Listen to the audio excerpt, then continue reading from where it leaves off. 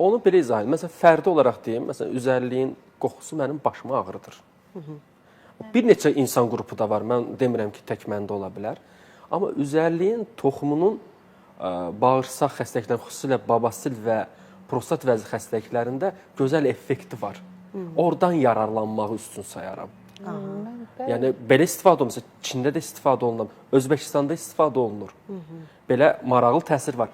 Üzərlik toxumunun, üzərliyin özünün yanması fonunda hansısa bir bioloji sahəyə təsir göstərməsi haqqında bir araşdırmam yoxdur. Amma onu edib də özünü xoşbəxt hiss edən insanlar ola bilər. Tam psixoloji təsirdir. Yəni, onu mən elmi olaraq araşdırmamışam ki, doğrudanmı bu qoxu nə verə bilər?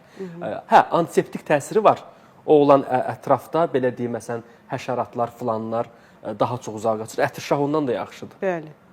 Pelargonium dedim, məsələn, bu dəqiqə Azərbaycanda bitir. Hal-hazırda əgər rayonlara, kəndlərə getsəz, bizdə də ən çox parlaq ətirşah növü bitir. O olan yerdə də demək olar ki, bitpirə dərmanı da deyirlər. Bəli, evdə dibçəklərdə artıq onu evinizin həkimi deyirlər. Çünki yaxşı antiseptik bitki sayılır, amma mütləq şəkildə dərildikdən sonra qurudulub, sonra dəmləmə şəklində istifadə olunmalıdır yarpaqlarından.